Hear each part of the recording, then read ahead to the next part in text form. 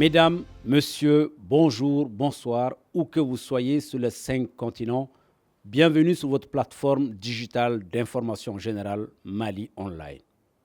Mali Online émettant de Bamako vers le monde entier, de Bamako vers toutes les régions du Mali et de l'étranger vers le Mali. Mesdames, Messieurs, bienvenue sur le débat traditionnel de Mali Online. Cela fait quelque temps qu'on s'était perdu de vue. Nous repartons de belle avec les débats de Mali Online.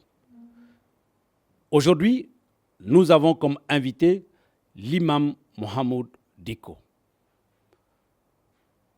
De la société civile à la religion, l'homme pèse aujourd'hui sur le pays. L'imam Dicko, bonjour, bonsoir. Bonjour, bonsoir. Imam Dicko, une année après les manifestations du M5 contre Ibeka, ayant entraîné des morts devant votre mosquée, notre rédaction a souhaité vous rencontrer pour évoquer ce sujet, mais aussi jeter un regard sur la situation sociopolitique actuelle du Mali. L'imam Dicko a commencé par les victimes des événements des 10, 11 et 12 juillet 2020, un an après. Quel sentiment vous anime?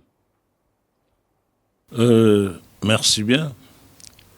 Le sentiment qui m'anime est un sentiment d'insatisfaction, mais aussi d'espoir. Je ne suis pas encore satisfait parce que il y a eu des victimes, on n'en a pas parlé, mais je pense, j'ai de l'espoir que dans peu de temps, ce dossier trouvera une solution. Mais pour les victimes, je l'ai dit et je le redis, l'imam Dicko ne cherche pas la vengeance. Nous cherchons la justice. Comme le dit le sage de Bandiagara, il y a votre vérité, il y a ma vérité. Entre nos deux vérités, il y a une autre vérité. Donc, on donne la chose à la justice pour que justice soit rendue. Alors, Imam Dicko, qu'est-ce qui se fait qu'à ce jour, aucun auteur n'a été identifié? À qui la faute? Je crois que maintenant que la justice s'est saisie du dossier, il faut donner du temps au temps. C'est des questions très sensibles. Ce n'est pas des questions qu'on peut juger du jour au lendemain. On ne peut pas aussi pointer du doigt des gens comme ça pour aller les prendre. C'est pour cela que je parlais de justice. Et nous faisons confiance à cette justice, Inch'Allah. Alors, Imam Dicko, dans notre précédent échange, vous avez fait état d'une transition qui patinait. Vous avez alerté. Ceux qui avaient du mal à trouver ces repères. 2 mois après, les auteurs du changement rectifiaient leur tir en mettant en avant le M5. Comment voyez-vous cet état de fait? Écoutez, nous sommes dans une situation qui n'est pas très aisée. C'est une situation très difficile, aussi bien pour ces acteurs dont vous parlez que le peuple malien aujourd'hui. Je pense réellement qu'ils ont fait quelque chose et nous sommes en train d'observer et voir. Il serait trop tôt aujourd'hui de se prononcer sur ce qui a été fait et ce qui va advenir pour le moment. Je pense, je l'ai dit en son temps et je répète ça encore, ma conviction aujourd'hui c'est que aucun groupe d'hommes, aucun individu ne peut à lui seul trouver la solution pour le Mali. Donc, il faut nécessairement que les gens se mettent ensemble, qu'on conjugue nos efforts pour essayer de sortir de cette situation. Imam Dicko, d'aucuns pensent qu'il y a 1 an, vous avez instigé la révolution malienne. Et après, vous avez fait un retour dans votre mosquée. Pourtant, la situation n'a pas évolué. C'est-à-dire que vous avez abandonné les gens. Non, je n'ai abandonné personne et je ne peux pas abandonner ce peuple malien. Ce n'est pas pensable que moi je puisse abandonner ce peuple qui m'a tout donné. Et je veux aussi dire que cette révolution, ce n'est pas l'imam Dicko, c'est le peuple malien qui a fait une révolution. Penser que c'est l'imam Dicko à lui seul qui a mené ce combat, qui a fait cette révolution, ce serait vraiment de l'injustice. Ce peuple malien a fait. Il y a beaucoup d'anonymes qui ont payé de leur vie pour que cette révolution soit aujourd'hui. Donc c'est une révolution qui appartient au peuple malien. Et moi, en tant qu'imam, j'étais là, et par l'histoire a voulu que je joue un rôle, et je l'ai joué, j'ai joué ma partition. À un moment donné, je pense que le meilleur choix pour moi, c'était vraiment de retourner dans ma mosquée. C'était vraiment ma façon de voir. Mais comme j'ai eu à le dire, cette mosquée n'est pas ailleurs, elle est au Mali. Et si la situation l'exige, ce que je dois faire, je le ferai, mais je n'abandonnerai jamais le peuple malien. Vous avez ressorti encore votre déclaration, pas de chèque en blanc, pas de carte de laisser aller. Ça veut dire quoi? Mais je pense que pas de chèque en blanc, c'est le peuple malien qui le dit, ce n'est pas moi. Si vous ramenez le débat à la personne de l'imam, je crois que ça va fausser un peu le débat. C'est le peuple malien. Parce que c'est pour ne pas donner ce chèque en blanc que le peuple malien est sorti. Pour faire face à quelqu'un qui a été élu. Pour lui dire, malgré que vous avez été élu, nous ne pouvons pas nous asseoir et vous voir faire ce que vous voulez. Et à partir de cet instant, je pense réellement que c'est un message clair que le peuple ne donnera plus un chèque en blanc à quelqu'un qui qu'il soit. Et c'est pour cela que je suis revenu là-dessus, pour le lui dire et le rappeler. Alors, Imam Diko, vous êtes sorti de votre mosquée pour être avec des amis qui avaient les mêmes visions que vous. Aujourd'hui, on leur a donné le pouvoir. Est-ce que ça ne vous met pas dans une position inconfortable? Bon, pas inconfortable, au contraire. Incapable ou mal à l'aise de pouvoir les recadrer ou de Non, pouvoir non, non, pas donner des du tout. leçons? Pas du tout que moi, que ce soit eux, que ce soit quelqu'un d'autre, moi je suis dans une position, qui qu'il soit, celui qui est là, si je pense que j'ai un mot à dire, je le dirai. Je pense réellement que je n'ai pas de choix par rapport à ça. Je me suis dédié à ce peuple malien et à la situation que traverse mon pays. Mais les acteurs, ça m'importe peu, que ce soit eux, que ce soit ceux qui étaient là, que ce soit d'autres qui vont venir. Tant que je suis en vie et que je peux faire quelque chose, s'il y a quelque chose que je dois dire, je le dirai. Et je me réfère à celui qui est vraiment mon idole, ma référence, c'est le prophète de l'islam, alayhi salatu wassalam, qui dit Man ra'a minkum munkaran falyughayyiru bil yad. Dès que vous percevez quelque chose qui n'est pas souhaitable, il faut changer la chose. Et il faut changer. Et moi, je suis dans cette dynamique. Toute chose qui fait face à ce peuple-là, vraiment qui n'est pas quelque chose de souhaitable, si je peux faire en sorte que ça change pour aller vers le mieux-être des populations maliennes, je le ferai. Est-ce qu'aujourd'hui, vous êtes prêt à les aider, à pouvoir ragaillardir le peuple, à les suivre pour aller aux élections? Ben écoutez, aujourd'hui, nous n'avons pas le choix. Nous devrons nous mettre ensemble. Ah, je l'ai dit, je le répète. Il ne sert à rien de tergiverser. Il faut vraiment aller à l'essentiel. Il faut que le peuple se mette ensemble pour nous mettre dans une situation où on peut parler avec les autres, on peut agir avec les autres. Aujourd'hui, pour qu'un pouvoir soit respecté, il faut que ça soit un pouvoir élu. Et pour cela, il faut vraiment qu'on sorte de cette situation d'incertitude pour aller vers une situation où nous serons des interlocuteurs valables et, aux yeux des autres et pour nous-mêmes. Imam Diko, vous aviez réclamé pendant les mouvements de contestation du régime d'Ibeka un Mali courant, un Mali refondé. Selon vous, qu'est-ce qui peut être les bases de cette refondation d'un Mali nouveau?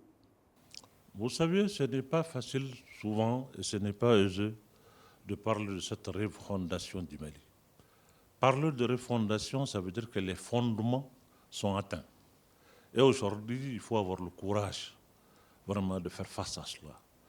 Et j'ai parlé l'autre jour de la justice, le fondement d'un État démocratique, d'un État de droit, c'est d'abord la justice. C'est ça le fondement, l'essentiel d'un État de droit. Ça, c'est ma vision des choses. Peut-être que je suis un novice, je ne suis pas un politologue, je ne suis pas un spécialiste de ces choses-là, mais je parle en homme de bon sens. Je pense réellement que c'est vraiment les véritables problèmes que nous avions aujourd'hui. C'est qu'on est en train aujourd'hui de gérer les conséquences des choix que nous avons eu à faire. Ces choix-là avaient besoin d'un encadrement, de mon point de vue, qui n'ont pas été faits à hauteur de souhait, notamment la justice. Vous savez, c'est le peuple malien qui a choisi, qui a voulu que sa justice soit cette justice que nous avions aujourd'hui. C'est le peuple qui a donné à ces juges le pouvoir qu'ils ont. Ce pouvoir-là, ce n'est pas les juges qui se sont donné ce pouvoir, c'est le peuple qui leur a donné ça. Et donner un tel pouvoir à des gens, au point où il peut priver les gens de leur liberté, c'est des gens qui sont capables d'innocenter le coupable et prendre l'innocent. Ça, vous ne pouvez pas donner un tel pouvoir à des hommes et puis les laisser sans un encadrement. Ça, c'est un débat aujourd'hui que je pense qu'il faut faire. En tout cas, même si pendant la transition, on ne peut pas les faire en profondeur, il faut poser les jalons de ce débat futur. Parce que si on ne règle pas le problème de la justice, on ne pourra pas du tout régler le problème d'un État de droit. Vous avez des hommes, c'est des hommes comme nous. Vous leur donnez tous ces pouvoirs-là sans encadrement. Ce n'est pas les juges qui doivent sortir pour chercher un statut particulier pour eux. C'est le peuple qui devrait les mettre dans ce statut particulier et leur donner ce qu'il faut. Ensuite, leur demander des comptes. Alors, Imam, certains de vos détracteurs vont jusqu'à penser que la refondation du Mali passerait par un califat qui va s'installer sur le Mali. Ben, écoutez... Un califat à la tête duquel serait l'imam d'Iko. Mes détracteurs, je respecte leur opinion, je ne peux pas leur empêcher de penser de moi ce qu'ils veulent, c'est leur droit. Ça, je ne peux pas refuser cela. Nous sommes dans un État démocratique, c'était un débat qui est là et chacun dit ce qu'il pense de l'autre. C'est tant mieux. Mais la réalité est qu'aujourd'hui, la refondation dont on parle, ça veut dire effectivement que les fondements de notre État sont atteints.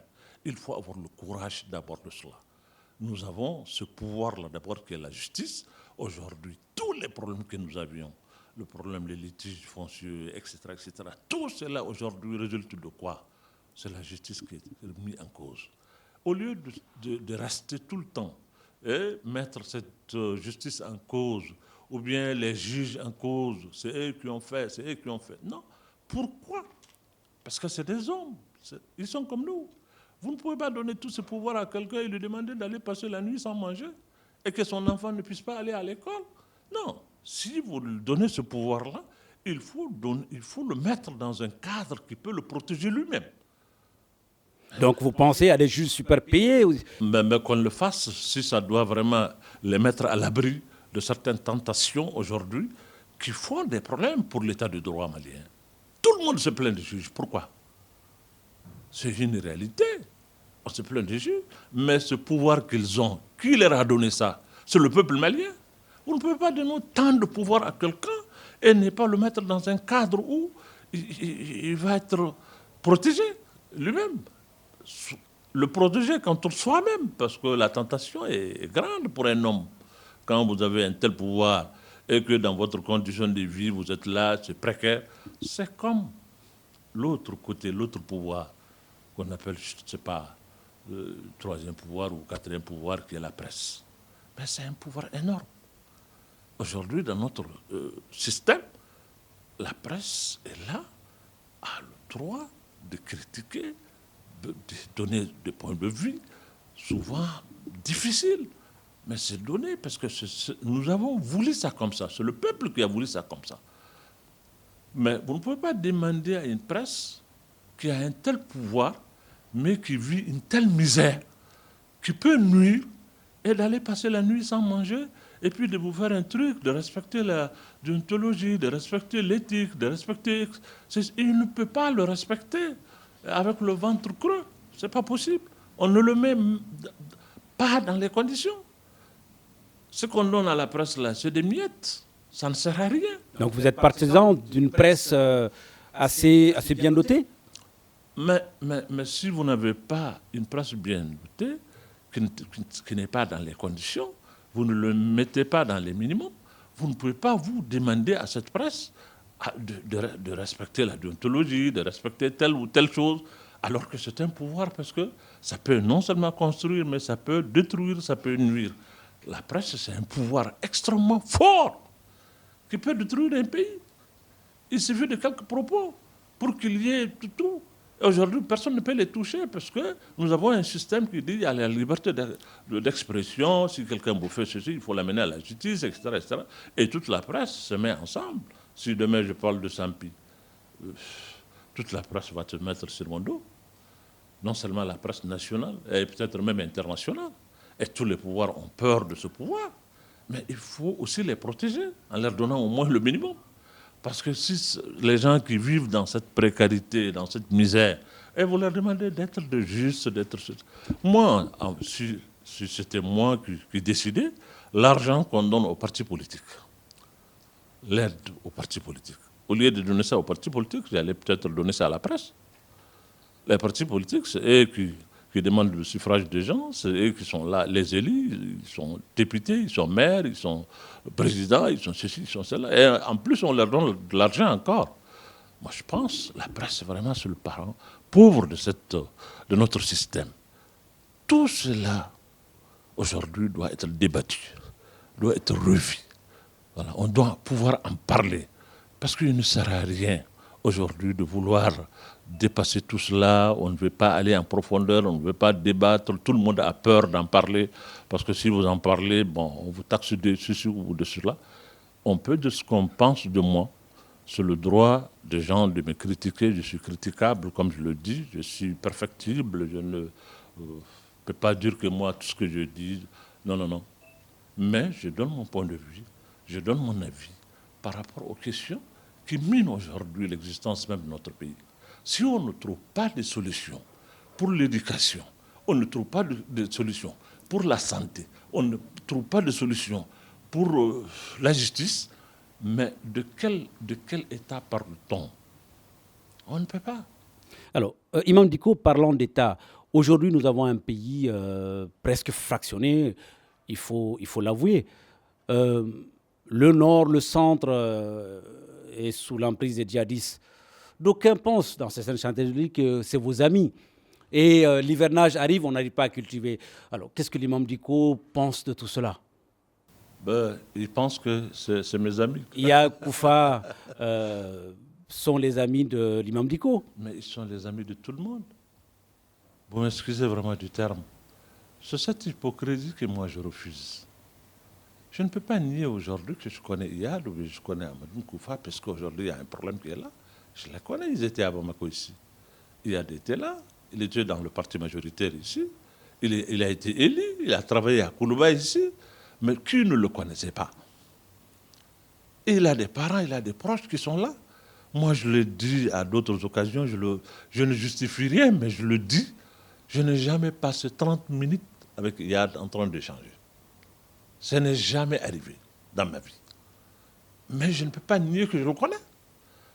Ceux qui ont passé du temps, qui ont mangé de michou avec lui, qui ont échangé avec lui, qui ont partagé le même parti avec lui, et ses propres parents et proches qui sont là, c'est parce qu'aujourd'hui il y a, je ne sais pas, une situation, les gens nient qu'ils connaissent X ou Y. Non, moi je ne le fais pas. Imam Mohamed Dicko, aujourd'hui la tendance est de négocier avec eux. Êtes-vous partisan de cette démarche? Écoutez, moi je l'ai toujours dit, je ne l'ai jamais caché. Je dis qu'il faut négocier avec les gens. Quand je parle de négociation, il faut comprendre d'abord ce que je veux dire. Nous avons aujourd'hui dans le centre, dans le delta central du Mali, une situation qui est là, parce que ces djihadistes, ils sont venus, qu'est-ce qu'ils ont fait? Ce n'est pas eux qui administrent eux-mêmes. Ils ne sont pas eux-mêmes les responsables de cette situation de gestion. Ils ont conquis des endroits, mais ils ont réhabilité ce qui était là, les légitimités qui étaient là, traditionnels, ils ont confié la gestion de ces endroits à eux, à ces gens-là. Les chefs traditionnels, les chefs coutumiers, les chefs religieux, ces gens-là, ils ont créé une situation qui leur a valu la sympathie de ces gens-là, qui avaient beaucoup de problèmes avec notre administration. Et aujourd'hui, c'est eux qui gèrent. Ces djihadistes sont en brousse, ceux qui gèrent même, ce sont les mêmes légitimités. Pourquoi on ne prendra-t-on pas langue avec les populations, les chefs de communautés, les leaders de communautés, les chefs religieux et autres? Parlons avec eux. Mais dans le viseur de nos partenaires, ils pensent que c'est une faiblesse de l'État d'aller négocier avec des djihadistes qui assassinent, qui tuent. Mais en réalité, nos gens n'ont pas compris ce que notre démarche. Nous avons d'abord dit, le fait de dire de négocier avec eux, ce n'est pas en réalité aller même nous asseoir avec eux personnellement. C'est leur environnement dans lequel ils évoluent. Ces chefs traditionnels qui sont là, les chefs de pâturage qui sont là-bas, ces gens-là qui aujourd'hui ont de la sympathie pour eux, parlons avec eux pour les mettre dans les girons de l'État. Parce que l'absence de dialogue avec ces communautés aujourd'hui fait que les partenaires de ces communautés sont devenus forcément les djihadistes. Et ça, ce n'est pas une bonne politique. Voilà la raison pour laquelle nous avons parlé de démarche. C'est des approches qui sont là. Eux, ils sont ailleurs. Ils ne connaissent pas la réalité de notre pays. Nous sommes nés dans ce tiroir. Nous les connaissions, nous connaissons la sensibilité. Nous savions quelle approche il faut faire pour parler avec ces gens-là. Êtes-vous prêt à être une croix de transmission comme vous avez tenté à un moment sous le régime Ebeka? Mais je l'ai tenté de tout le temps. Et je suis disposé encore à le faire, si on me le demande. Je pense réellement qu'aujourd'hui, on devrait faire confiance à ce peuple-là. Et ce que moi, je n'ai pas aimé, que d'autres nous disent, nous dictent ce qu'on doit faire chez nous, dans notre pays. Ils peuvent être nos partenaires. On ne peut pas nier ça. Aujourd'hui, nous sommes dans un monde où personne à lui seul ne peut faire quelque chose. Vous êtes obligé de faire avec les autres. Et surtout des partenaires avec lesquels nous avons des relations historiques, stratégiques de très longtemps, qui sont solides. On n'est pas dit. On sait aujourd'hui que personne, que vous soyez une puissance ou je ne sais quoi, vous avez besoin de l'autre. Mais que dans notre pays, nous ne puissions pas avoir une politique, une stratégie qui nous appartient, qui est nationale, que nous-mêmes on définit pour nous, pour dire que dans notre crise, voilà la solution que nous avons trouvée pour nous. On n'en a pas. Mais nous allons nous asseoir pour attendre que les gens viennent nous dicter ce qu'on doit faire dans nos maisons, chez nous ici. Mais comment on peut penser que le peuple malien est tombé si bas, à tel point qu'on ne peut pas, dans une crise qui nous concerne, qui est notre crise, ceux qui sont là, porteurs d'armes, sont nos enfants à nous. Nous ne pouvons pas trouver une solution pour dissuader ces enfants, pour parler avec eux, au moins une partie, pour leur dire non, écoutez, ce que vous êtes en train de faire est une aventure sans issue.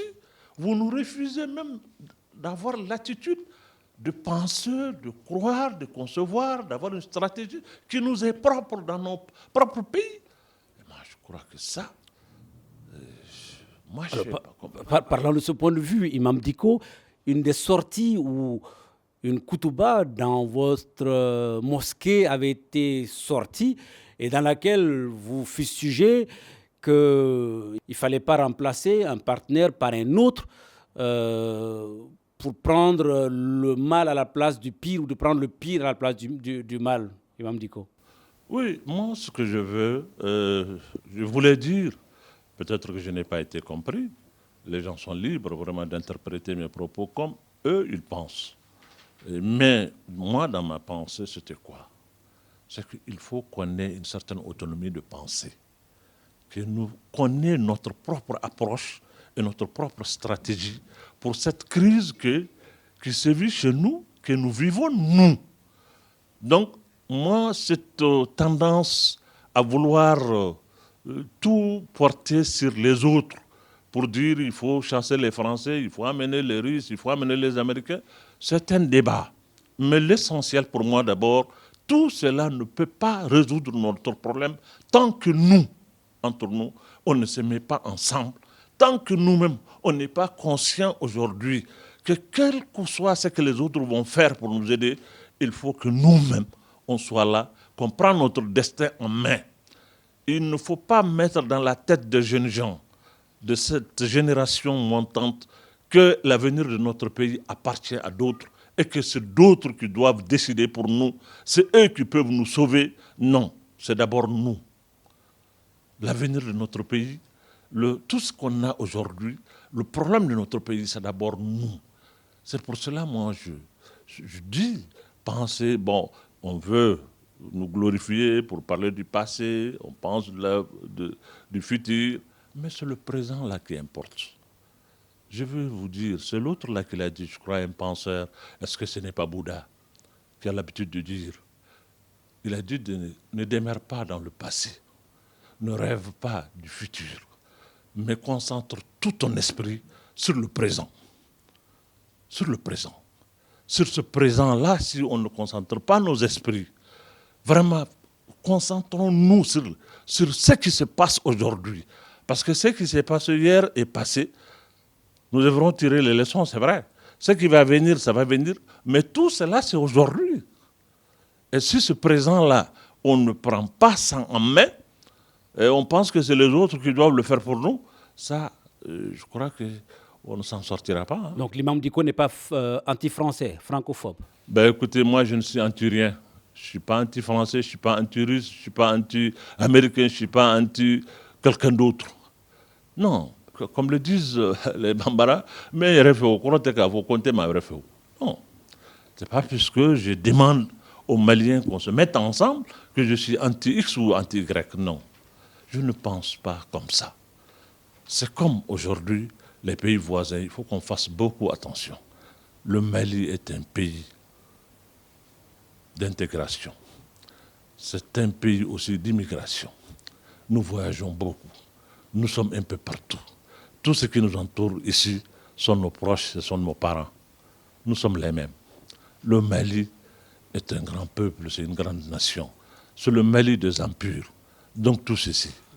Ces pays qui nous entourent, je suis sûr et certain que ces pays, le Karou, le Tchad, sont d'origine malienne. Personne n'est nos ennemis parmi ces gens-là. Non, pas du tout. Pas du tout. Pas du tout. Ils ne sont pas nos ennemis, ils ne sont pas nos adversaires. Il peut y avoir des incompréhensions, ça peut se trouver même dans une famille.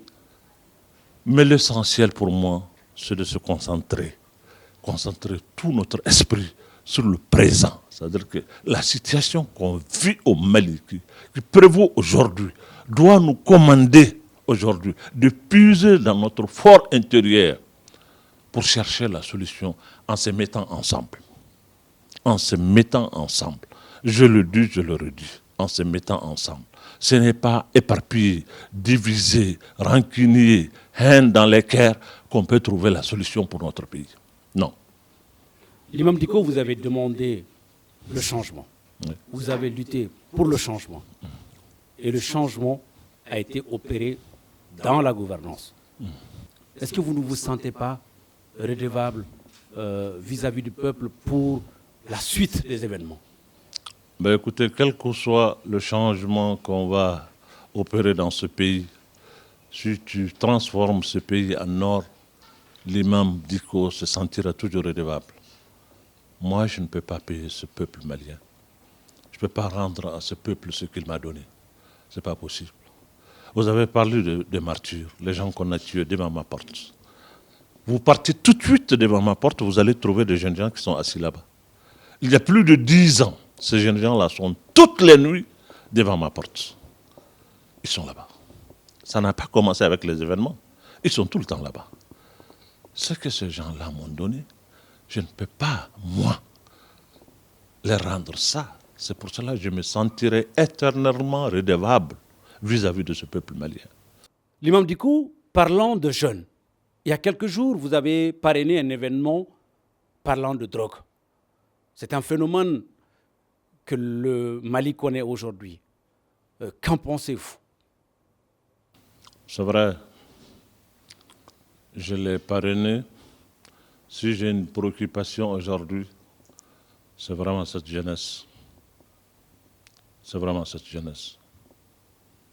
La drogue est devenue un fléau mondial, c'est vrai, mais ce n'est pas une raison pour justifier ce qui se passe.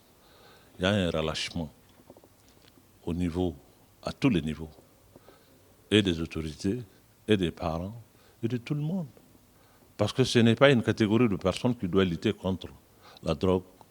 C'est tout le monde qui se met ensemble pour mener cette lutte et la gagner. Nous sommes inondés. Ça vient de partout, ça rentre de partout. Et notre jeunesse aujourd'hui est atteinte. Quand j'ai entendu ce qui m'a été dit, pour dire que 70% des jeunes de moins de 20 ans dans notre pays ici ont goûté la drogue. Surtout à Bamako. Mais ça fait peur. Ça fait peur. Ça fait peur. Parce que pour détruire un pays, il y a des cibles qu'il faut détruire. Si vous arrivez à détruire la jeunesse, vous avez les femmes de votre côté, vous les manipulez, ça veut dire que vous avez la société et vous pouvez la détruire comme vous voulez.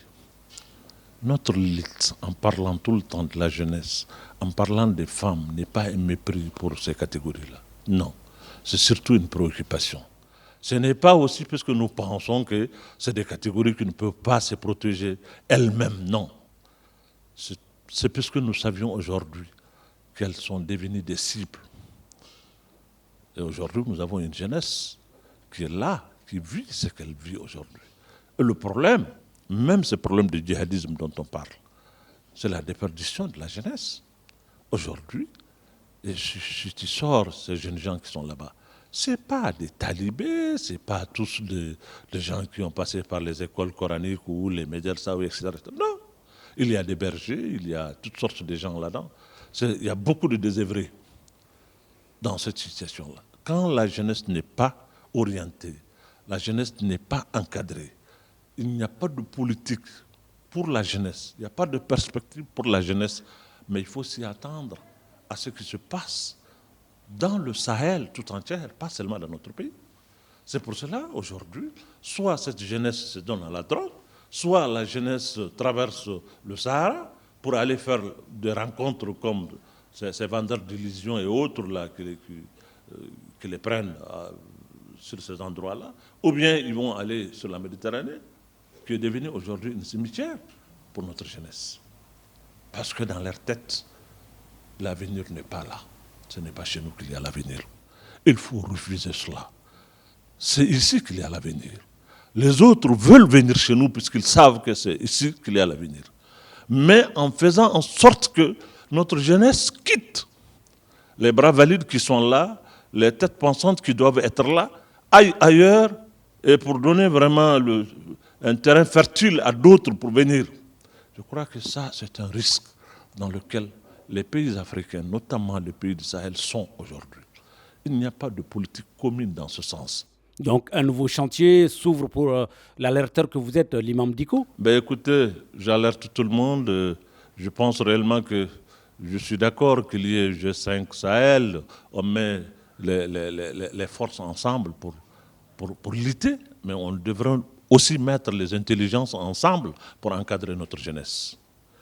Ce n'est pas la force des armes seulement qui peut faire un pays ou une région ou une sous-région. C'est la force des idées. Pourquoi notre jeunesse se donne à de telles pratiques? Nous devrons aujourd'hui nous poser cette question. Ce n'est pas seulement à chercher vraiment à réprimer. Non, il y a des questions aujourd'hui qui méritent d'être posées.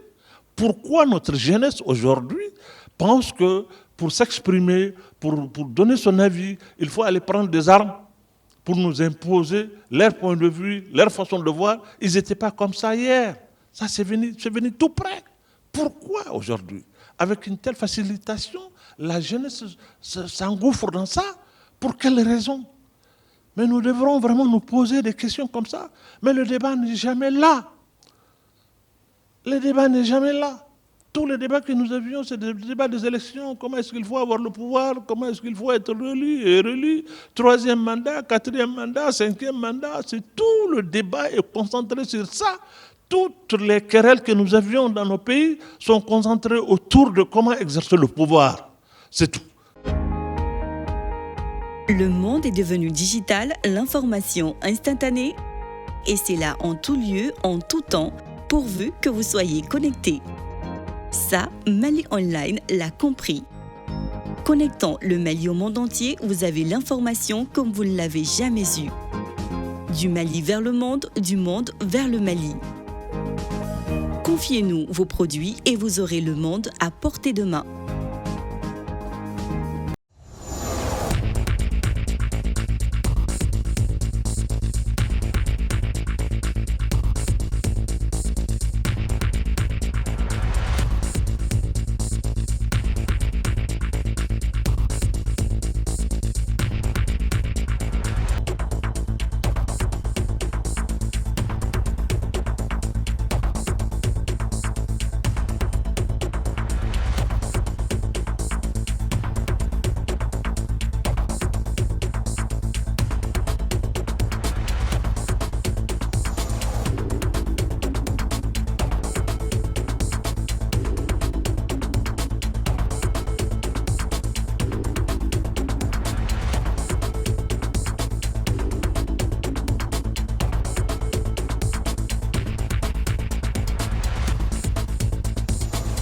Mali Online avec vous depuis plus d'un an, au cœur de l'actualité malienne pour vous, avec vous et grâce à vous.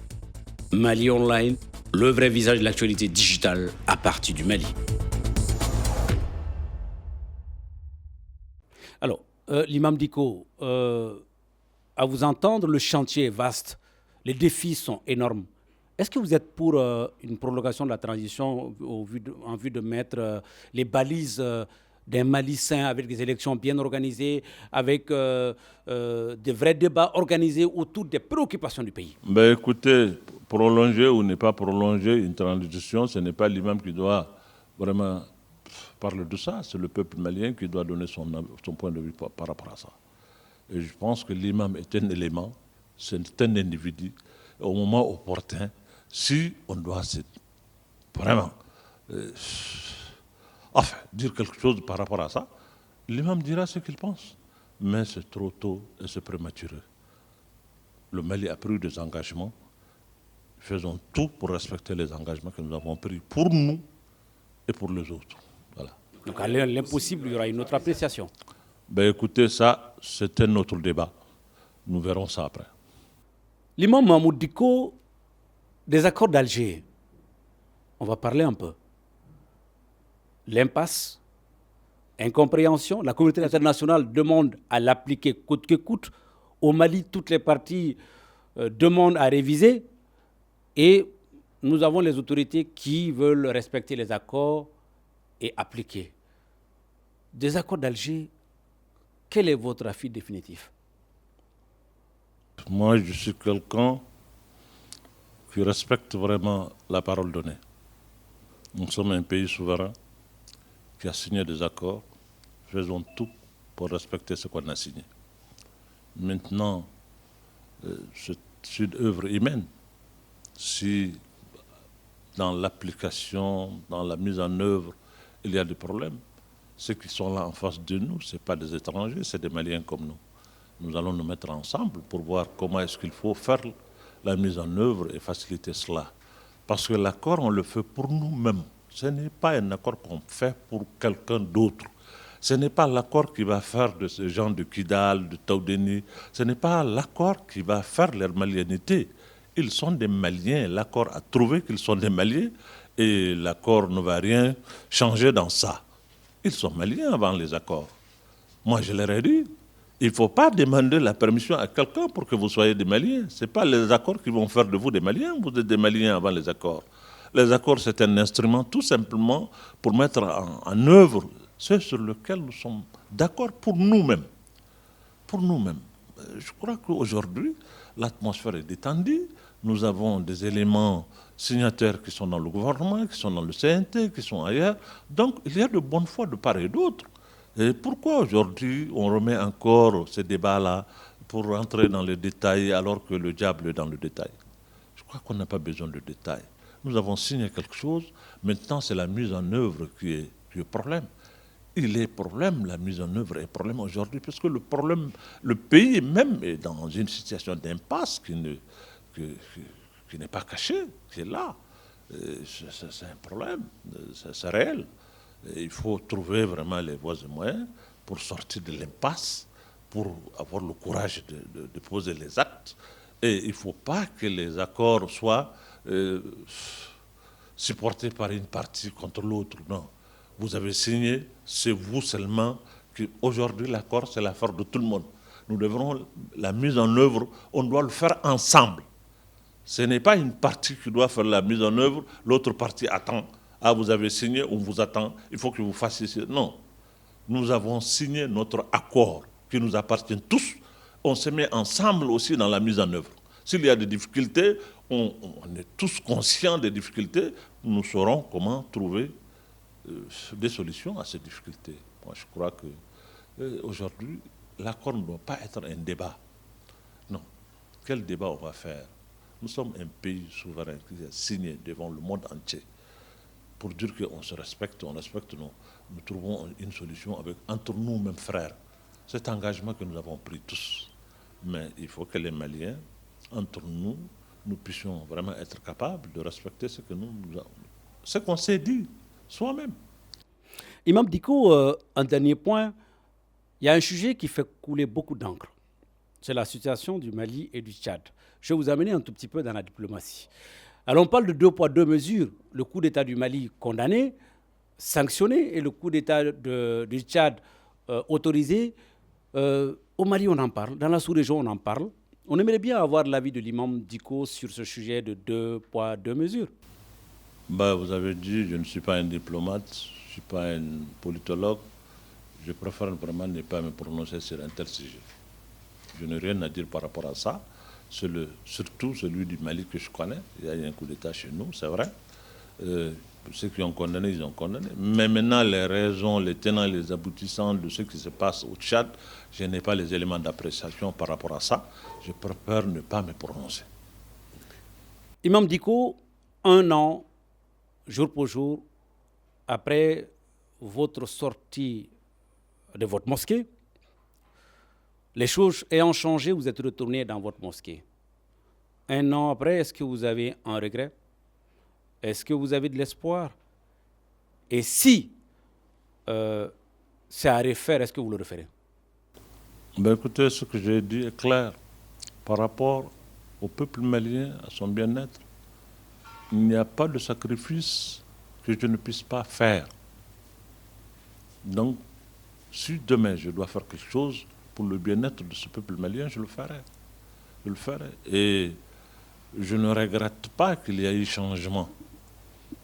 Et j'ai de l'espoir aussi que ce changement va apporter quelque chose. C'est difficile, mais il faut l'endurer, cette situation. Mais après cela, Inch'Allah, comme on le dit, après cette grande pluie, il y aura le beau temps après. Et moi, j'ai de l'espoir. Je crois aux génies maliens. Je crois en leur capacité. Je ne désespère jamais de ce grand peuple, de cette grande nation du Mali. Je sais qu'il y a eu de hauts et des bas, il y a des situations difficiles, mais le Mali trouvera le chemin et la voie qu'il faut pour restaurer sa grandeur. J'y crois. L'imam Dicko, on parle beaucoup plus de corruption. Vous avez touché à beaucoup de points qui parlent de ce sujet. Aujourd'hui, c'est un sujet qui tient à cœur. On parle de ceux qui ont détourné leur arrestation, le cocadier et tout ce qui s'ensuit. Qu'est-ce que l'imam pense de ce sujet et de ses conséquences aujourd'hui? Le sujet, il est réel, il est préoccupant. Et moi, je pense réellement que depuis un certain temps, c'est des sujets qu'on prend, c'est des slogans. C'est des slogans. Mais on n'est pas sincèrement rentré dans une véritable lutte contre la corruption. Je crois que les gouvernants successifs qui ont passé, chacun, en un moment donné, a pris le slogan pour essayer de berner l'opinion. Mais ça ne résout pas le problème de la corruption. C'est un fléau aujourd'hui. c'est même une pandémie. C'est une corruption à ciel ouvert.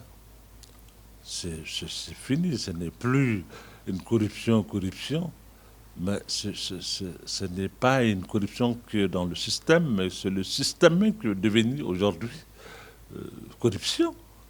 Et pour cela, il faut nécessairement qu'on ait le courage de prendre le taureau par les cornes. Et ceux qui doivent donner l'exemple dans ça, ce n'est pas le balayeur, ce n'est pas le gardien qui est à la porte, c'est ceux qui ont la main dans la pâte. C'est les responsables et les premiers. Vous savez, ce n'est pas l'enseignant, ce n'est pas l'aide-soignant qui gère des milliards. Ceux qui gèrent des milliards dans notre société et dans notre système, en tout cas étatique, sont connus. Tu peux le compter sur le bout du doigt. Mais s'il y a un problème de corruption aujourd'hui qui devient presque endémique, qui ne peut pas, pour lequel on ne trouve pas de solution, c'est puisqu'il n'y a pas de volonté pour lutter contre cette corruption. C'est ça la réalité. Elle est difficile à dire, cette réalité, mais c'est ça. C'est une corruption voulue, entretenue par ceux qui ont l'appareil de l'État, pour des raisons qu'eux, ils savent. Et aujourd'hui, le système est devenu comme ça, et ça a donné lieu à quelque chose qui a détruit le fondement de l'économie de notre pays. Aujourd'hui, il n'y a pas de commerce, il n'y a pas d'entrepreneurs, il n'y a pas de... Tout est basé sur des marchés qu'on prend au niveau de l'administration. Et tout le monde est accroché à l'État. Parce que les gens ont trouvé que c'était vraiment le raccourci pour immédiatement se faire beaucoup d'argent. Et ce système-là, aujourd'hui, est connu de tout le monde. Vous rencontrez des jeunes gens, des femmes qui te disent, moi, je vais chercher un marché, je vais faire ceci, tout le monde. Nous sommes un peuple commerçant qui se débrouille, qui vend, qui achète. Mais aujourd'hui, on a changé de système. Tout le monde rentre dans le système étatique. Les gens ne travaillent que par les marchés parce que c'est facile pour les gens d'avoir beaucoup d'argent. Ça, là, il faut renverser cette situation, cette façon de faire. Et aujourd'hui, ce n'est pas quelque chose de caché. Tout le monde le sait. Notre corruption, ce n'est pas la corruption de celui qui va venir et chercher telle chose. Non. Non, pas du tout. C'est une corruption étatique avec certains cols blancs, connus par tout le monde, auxquels on donne et on va les rencontrer de l'autre côté très rapidement. Et voilà. Et tout le système économique aujourd'hui est entre leurs mains. C'est l'État qui détient le monopole de l'économie. Et c'est avec l'État que cette corruption-là a pris corps, qui a même détruit le génie et le savoir-faire de nos commerçants, qui étaient très forts dans le commerce. En dehors du commerce informel aujourd'hui, il n'y a pas de grands commerçants. Il n'y a que des gens qui traitent, qui font des marchés, qui font ceci, qui font cela. Donc il faut revoir. C'est sensible, c'est difficile à dire souvent, mais il faut qu'on accepte vraiment d'aller en profondeur de ces choses-là. Comme je l'ai dit, une corruption voulue et entretenue par ceux qui ont l'appareil de l'État. Et comment lutter contre ça quand eux-mêmes n'ont pas, en réalité, la volonté de lutter contre ça? C'est eux qui détiennent l'appareil. C'est eux qui font la corruption. L'imam Dicko, une dernière question. Il y a 8 ans, je vous posais une question, tout ça n'était pas arrivé. J'avais dit, pour la réconciliation au Mali, qu'est-ce qu'il y a lieu de faire? Vous me sortiez que c'était dans le cœur que ça se passe. Aujourd'hui, c'est à quel niveau? Oui, la réconciliation, les Maliens peuvent la gagner. Nous avons beaucoup d'outils pour faire la réconciliation. Nous sommes un peuple merveilleux. Nous ne sommes pas belliqués, nous ne sommes pas rancuniers. Vous savez, c'est ce qui a été notre chance. Malgré tous ces problèmes qui est là, communautaires, entre des gens, mais les gens, il n'y a pas de haine entre les ethnies, entre les races, entre les religions. Ça n'existe pas chez nous. Donc nous sommes un peuple tolérant. Quoi que l'on dise aujourd'hui, il y a eu des comportements qui fait que les choses changent ici et là. Mais le fondement du peuple malien est un fondement de tolérance réelle. Donc la réconciliation, on peut le faire. Tous ces problèmes-là aujourd'hui, c'est politique. Il faut qu'on soit d'accord sur ça. Le problème de la réconciliation du peuple malien est un problème politique. Sinon, les communautés, les races, les ethnies, les religions, il n'y a pas de différence entre nous. Il n'y a pas de querelle, il n'y a pas de choses. Tous les problèmes que nous avions, c'est des problèmes qui résultent des problèmes politiques. Et aujourd'hui, les acteurs politiques, l'élite politique malienne a une responsabilité dans la réconciliation de ce peuple malien. Il faut que les politiques aussi se mettent ensemble. Et l'élite, de façon générale, aussi bien les religieux élites que l'élite politique, l'élite intellectuelle, c'est tout le monde ensemble aujourd'hui qui doit faire cette réconciliation. Et nous pouvons la gagner. Parce que nos peuples restent encore vraiment un peuple merveilleux et formidable, qui n'est pas un peuple rancunier, où la haine, les gens qui ne peuvent pas vivre ensemble, comme ça se voit ailleurs. Non. Sous ces notes, l'imam Dicko, nous terminons ce débat et nous vous remercions. Mesdames, Messieurs, c'était le grand débat de Mali Online, votre plateforme digitale émettant du Mali vers l'étranger vers le Mali, chaque fois avec un invité de taille pour décortiquer l'actualité politique et économique de notre pays. Mesdames et messieurs, à la prochaine, Inch'Allah, sur toutes nos plateformes de Mali Online au Mali.